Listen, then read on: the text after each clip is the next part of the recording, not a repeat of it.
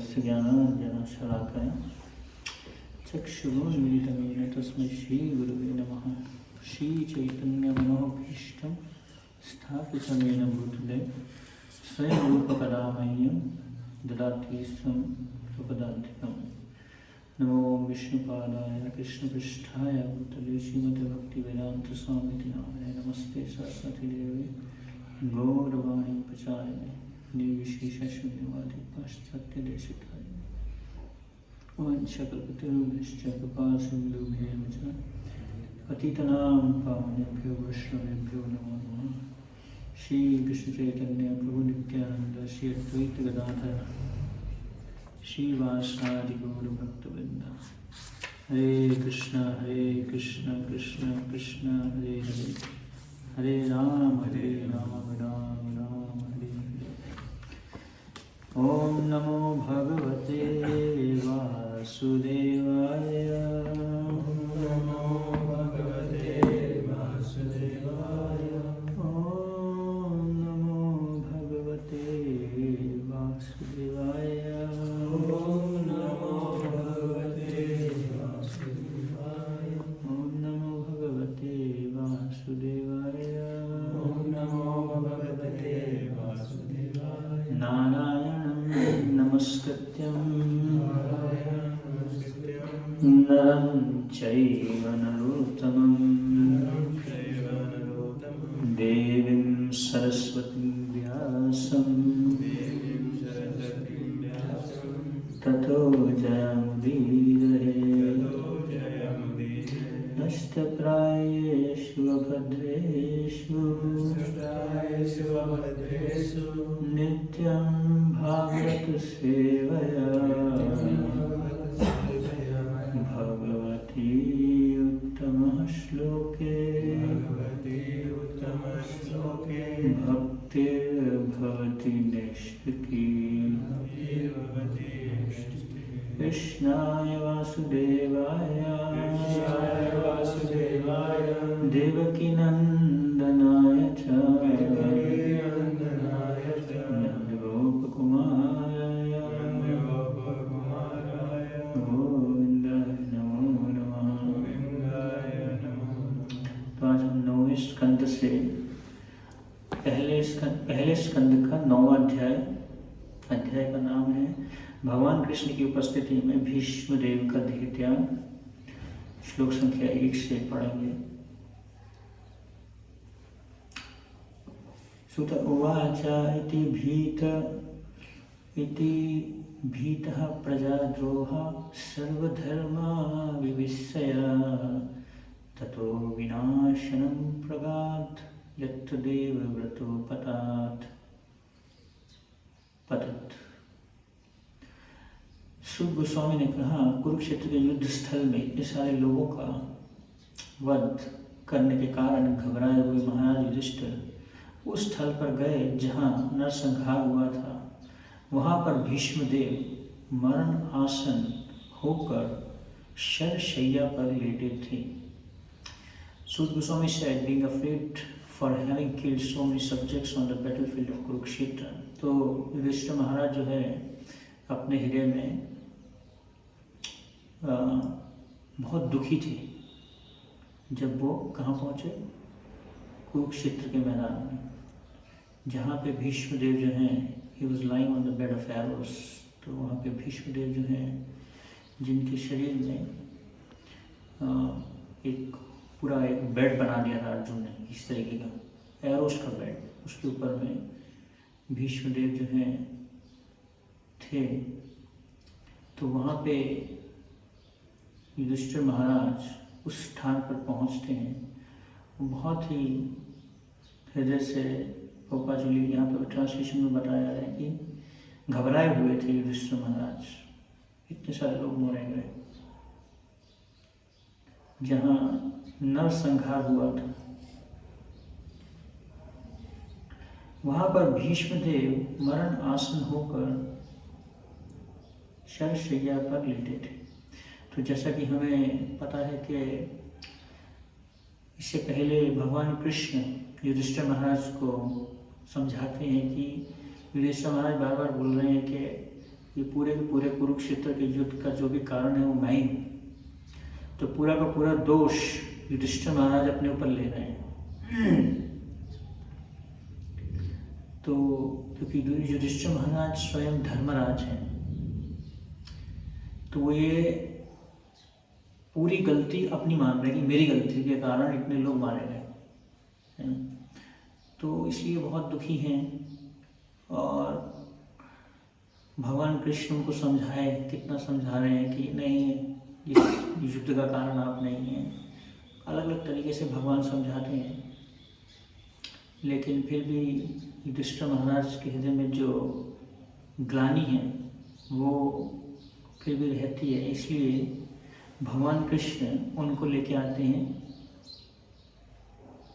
भीष्म पितामह के पास, क्योंकि अभी उनकी जो प्रॉब्लम है, उनके हृदय में जो दुख है, उसको एक ही व्यक्ति खत्म कर सकता है, वो है भीष्म पितामह। स्वयं भगवान भी जो है उनके हृदय के दुख को कम नहीं कर पा रहे थे, क्योंकि उनका जो संबंध था वो किससे था? भीष्म पितामह से। तो उनके बोले गए शब्द उनको ज़्यादा छुएंगे, जबकि भगवान ने इतनी बातें बोली लेकिन वो फिर भी उनको कन्विंस नहीं कर पाए। तो भगवान ने फाइनली सोचा कि अभी इनको जो है भीष्म पितामह के पास में लेके जाया जाए। और जबकि भीष्म पितामह अभी शरीर छोड़ने वाले हैं, उत्तरायण अभी कुछ दिनों में भीष्म पितामह का भीष्म अष्टमी जिसको कहते हैं, जिस दिन उन्होंने शरीर छोड़ा उत्तरायण के समय, तो उस समय आएगा। तो भीष्म पितामह के पास में लेके जा रहे हैं भगवान कृष्ण, किसको? पांचों पांडवों को। सारे के सारे लोग मारे गए, सिर्फ पांचों पांडव बचे। तो भगवान अब जैसे उनको भगवान ने बोला कि अभी युधिष्ठिर महाराज को उन्होंने भगवान ने क्या बोला कि आप जो है राजा के कपड़े पहनिए, सिंपल कपड़ों में नहीं, बिल्कुल राजा। अभी आप राजा हो, तो राजा के कपड़े पहन के आप चलिए। और सभी पांडवों को भी जो है उसी प्रकार से ही उन्होंने सुसज्जित किया, ड्रेसअप करवाया, क्योंकि भीष्म पितामह जो हैं वो पांडवों को राजा के रूप में देखना चाहते थे। वो यह देखना चाहते थे कि हाँ, अभी युधिष्ठिर महाराज राजा बन गए हैं। तो इसलिए उनका इंटरेस्ट सोचते हुए, उनका हित सोचते हुए कि भीष्म पितामह को ये बहुत प्रसन्न करेगा, तो हमें इसलिए ऐसे राजा के कपड़े डाल के जाना चाहिए। तो इसलिए हम देखते हैं कि पांचों पांडव वहाँ पहुँचते हैं। तो प्रभुपाद जी का परपोट है, इसी पहले श्लोक से हम पढ़ेंगे, धीरे धीरे देखते हैं कहाँ तक पढ़ पाएंगे। तो आगे क्या होता है देखते हैं। तो इस प्रकार से जो है युधिष्ठिर महाराज उस स्थान पे पहुँचते हैं, हृदय में घबराए हैं, और भीष्म पितामह जो हैं वहाँ पे मरण आसन पर हैं, शरशैया पर हैं।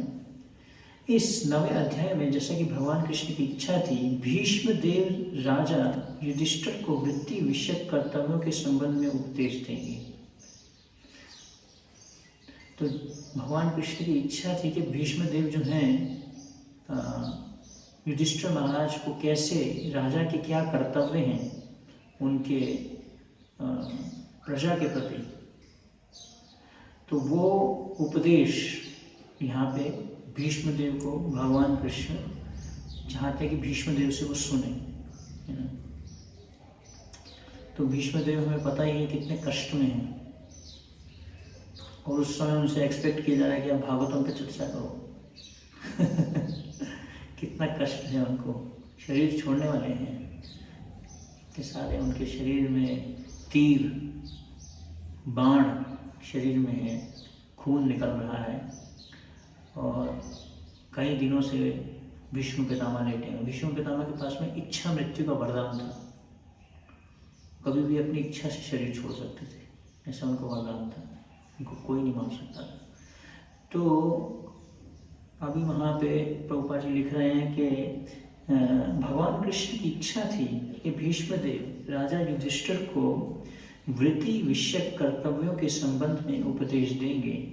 भीष्मदेव इस मृत्यु लोक के प्रयाण करते समय भगवान से अंतिम प्रार्थना भी करेंगे और इस प्रकार भावी भौतिक कार्यों के बंधन से मुक्त हो जाएंगे।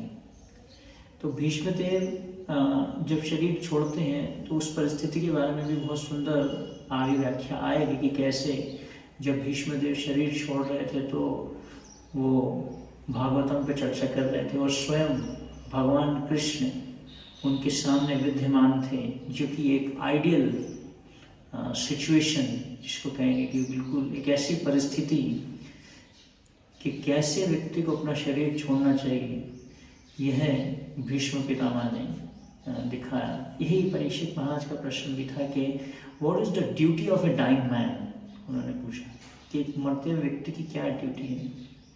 भगवद गीता में भी भगवान बोलते हैं कि यम यम वापी स्मरण भाव त्यजंति करे ब्रह्म तम तम ही व्यक्ति खोलतया सदा तद्भाव भावता।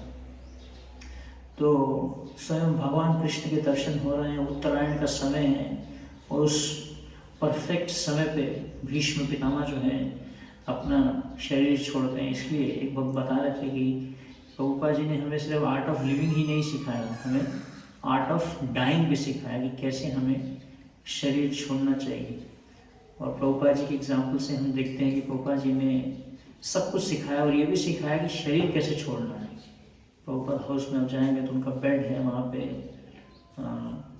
पूरा एक वीडियो है उसके ऊपर में प्रभुपाद जी ने कैसे अपना शरीर छोड़ा, भागवतम पे चर्चा करते हुए कृष्ण का स्मरण करते हुए जो है उन्होंने अपना शरीर छोड़ा। तो भीष्मदेव इस मृत्यु लोक से प्रयाण करते समय भगवान की अंतिम प्रार्थना भी करेंगे और इस प्रकार भावी भौतिक कार्यों के बंधन से मुक्त हो जाएंगे। भीष्मदेव को वरदान प्राप्त था कि वे इच्छा अनुसार देह त्याग कर सकते हैं और वे अपनी इच्छा से ही इस तरह शरशैया पर लेटे थे। तो उनको वरदान था, जैसा हमने बताया आपको, कि वो कभी भी अपना इच्छा मृत्यु से अपने शरीर को छोड़ सकते हैं और अपनी इच्छा से ही वो बाणों के इस बिस्तर पर लेटे हुए थे। क्योंकि भक्त की इच्छा क्या होती है, जो कृष्ण की इच्छा होती है। भक्त अपनी इच्छा से नहीं चलता कि मेरी इच्छा है चलो मैं कहीं घूम के आता हूँ, है ना। तो भक्त किसकी इच्छा से चलता है, भगवान की इच्छा से चलता है। तो इसलिए भक्ति में सबसे महत्वपूर्ण क्या है, कितना हमारी इच्छाओं में परिवर्तन हो रहा है।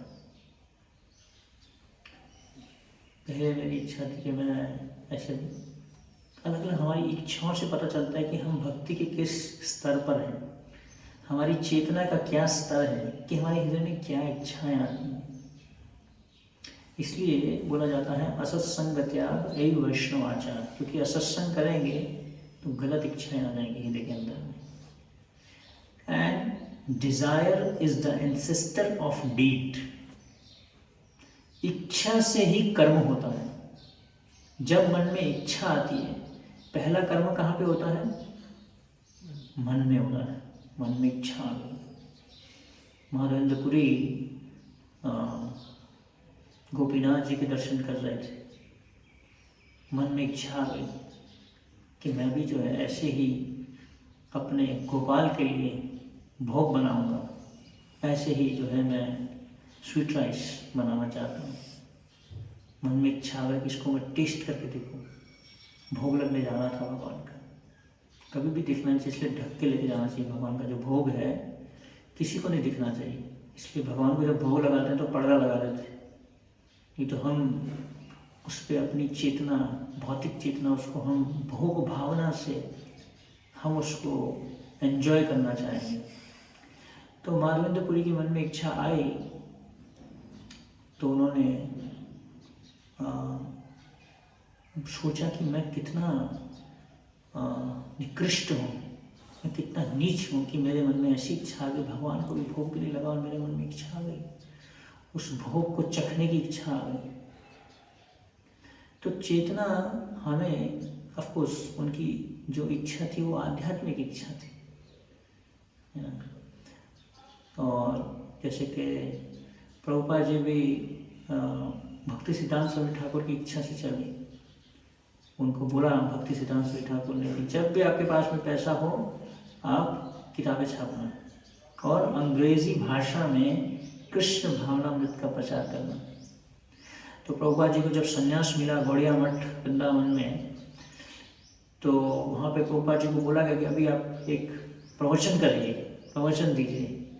तो प्रभुपाद जी वहाँ पे सब लोग जो बैठे हुए थे वो सब ऑडियंस हिंदी वाले थे, कुछ बूढ़ी माता जी थी और कुछ सन्यासी या जो ब्रह्मचारी जो भी थे, तो हिंदी ऑडियंस थे सारे के सारे। लेकिन प्रभुपाद जी ने इंग्लिश में प्रवचन दिए। क्यों? क्योंकि भक्ति सिद्धांत स्वामी ठाकुर की इच्छा थी कि मैं अंग्रेजी भाषा में प्रचार करूँ। बहुत ट्राई किया प्रभुपाद ने इंडिया में, बैक टू गॉडेड मैगजीन निकाला भगवत दर्शन करके, और सारी की सारी बुक्स इंग्लिश में लिखी उन्होंने। एक बार राधा गोविंद महाराज बता रहे थे कि कैसे ये जो अंग्रेज़ी भाषा है ये बहुत ही मलेच्चों की भाषा है, इसमें कुछ भी आदर भाव ही नहीं है, ये ऐसी भाषा है। हम वरिष्ठ वैष्णवों को भी हम यू ही बोलते हैं, कभी बोलेंगे तो यू, हिंदी में क्या बोलेंगे? आप, आदर देके बोलते हैं। लेकिन उन्होंने बोला क्योंकि प्रभुपाद जी ने अंग्रेज़ी भाषा को प्रयोग किया अपनी किताबों में लिखने के लिए, तो इसलिए ये जो अंग्रेज़ी भाषा है ये भी ग्लोरियस हो गई। ये प्रभुपाद जी की कृपा है। तो प्रभुपाद जी को बोला गया भक्ति सिद्धांत स्वामी ठाकुर के द्वारा कि जब भी आपको धन मिले आप उसको किताबें छापने में लगाइए। तो हमारे मन में बहुत इच्छाएं आती हैं, मन हमें अलग अलग प्रकार की इच्छाएं देता है ना। ये कर लो, वो कर लो, यहाँ चले जाओ, वहाँ चले जाओ, है ना। स्पेशली जब हम कोई असत्संग कर लें तो मन में कोई इच्छा बैठ गई, स्पेशली इंटरनेट या मोबाइल से कोई ऐसी बात देख ली, वो ये बताया गया कि अगर आपने 5 मिनट असत्संग किया तो उस 5 मिनट के सत्संग को ख़त्म करने के लिए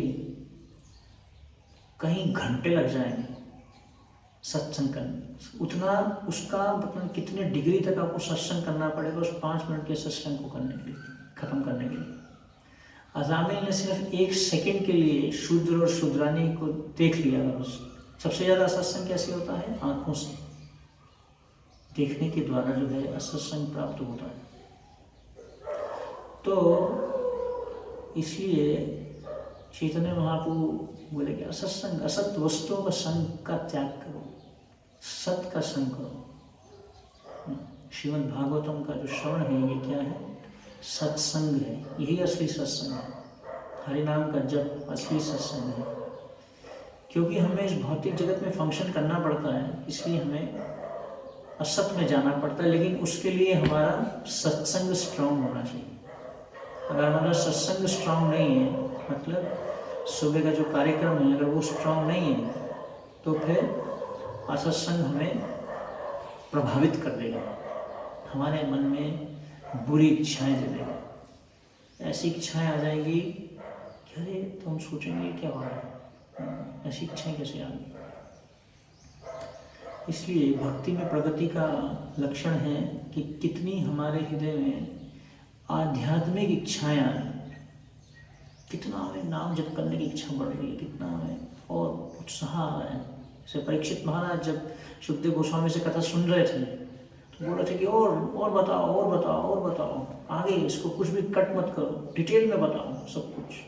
सुन रहे थे, उनका उत्साह सुनने का बढ़ता जा रहा था। परीक्षित महाराज ऐसा नहीं कि नींद आ रही थी, 2 मिनट थोड़ी देर कथा सुनने नींद आ गई, या थोड़ी देर जपा करते हैं थोड़ा नींद आ जाती है, तुरंत हमें खड़े हो जाना चाहिए उस टाइम। प्रभुपाद जी भी ऐसा बोलते हैं। एक भागवतम क्लास में एक भक्त सो रहे थे, प्रभुपाद बोलते पीछे जाके खड़े हो जाओ, दीवार के साथ में खड़े होकर सो। तो कहने का अर्थ है कि इसलिए हमें we should insulate ourselves, not isolate isolate मतलब कट जाना पूरा, है ना। ये भौतिक जगत तो बेकार है, भौतिक जगत में प्रचार करना ये सब हमारा वो नहीं है, तो हमें आइसोलेट हो जाना चाहिए, हिमालय में चला जाना चाहिए, वहाँ पे कोई नहीं होगा।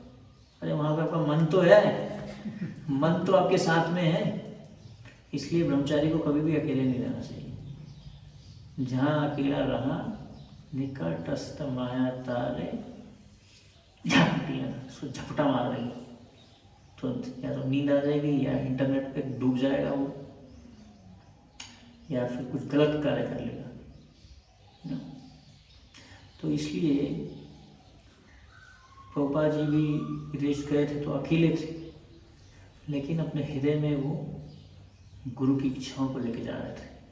भक्ति सिद्धांत सरस्वती ठाकुर की इच्छा थी तो वो उनका फोकस था, उसको माइंड में रखा उन्होंने कि मैं जा रहा हूँ, भक्ति सिद्धांत सरस्वती ठाकुर की इच्छा है इसलिए जा रहा हूँ इन बुक्स का प्रचार करने के लिए। बुक डिस्ट्रीब्यूशन बुक्स लेके गए थे प्रभुपाद जी, पहला बुक डिस्ट्रीब्यूशन श्रीमद् भागवतम का मैंने ट्रेन में अपने उसमें कर दिया था, एयरक्राफ्ट इसमें शिप में। तो कहने का अर्थ ये है कि ऑल्दो भीष्म पितामह के पास में इच्छा मृत्यु का वरदान था, लेकिन उनकी जो इच्छाएं थी वो पूरी की पूरी किससे अलाइन थी? भगवान कृष्ण से अलाइन थी, उनके साथ में चल रहे थे। जैसे गाड़ी है, गाड़ी में एक होता है व्हील अलाइनमेंट, उसको कहते हैं, जो उसके पहिए हैं उसको अलाइन कराना पड़ता है। अगर उसके पहिए अलाइंड नहीं है तो गाड़ी कैसे होगी? इधर उधर। हमारे पास में एक गाड़ी थी, हम ड्राइव कर रहे थे रिसेंटली, उसको मैं सीधा चला रहा था, वो बार बार ऐसे होती जा रही थी, ठीक है। उसको बोला अरे ऐसे सीधा मैं उसको कर रहा हूँ, वो टेढ़ी जा रही है, अलाइनमेंट ठीक नहीं है उसका, है ना।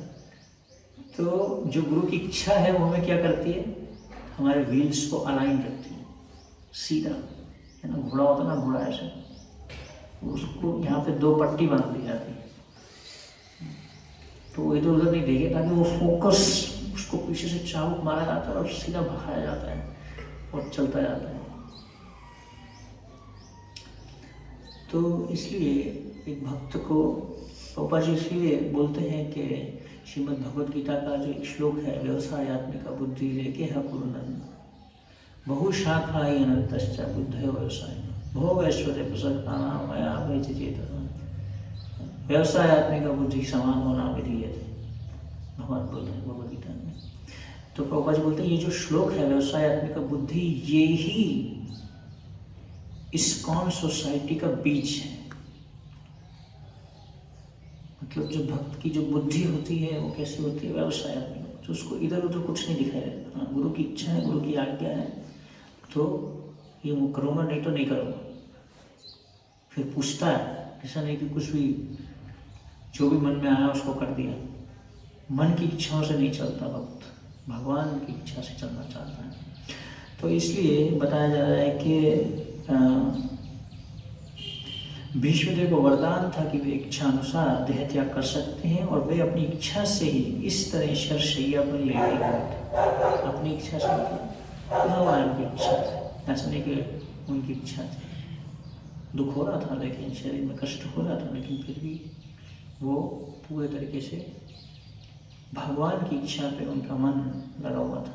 इस महान योद्धा का इस प्रकार से निधन समस्त कालीन श्रेष्ठ पुरुषों को आकृष्ट करने वाला था। अतएव सारे लोग इस महात्मा के प्रति अपने प्यार, सम्मान और स्नेह की भावना प्रदर्शित करने के लिए वहां एकत्र हुए थे। तो ये बताया जा रहा है कि बहुत सारे लोग आए थे उन, जब वो शरीर छोड़ रहे थे भीष्म पितामह, तो देखने के लिए कि कैसे वो एक बहुत ऑस्पिशियस मोमेंट होता है जब कोई महान भक्त शरीर छोड़ते हैं, तो उसको ऑब्जर्व करना बहुत ही एक शुभ अवसर है, क्योंकि वो भी भगवत धाम की तरफ जा रहे हैं, भगवत धाम पहुँच रहे हैं, भगवान के प्रति, भगवान के तरफ जा रहे हैं। हरे कृष्णा। श्री प्रभुपाद की जय, गौर भक्तवृंद की जय, निताय गौर प्रेमानंद।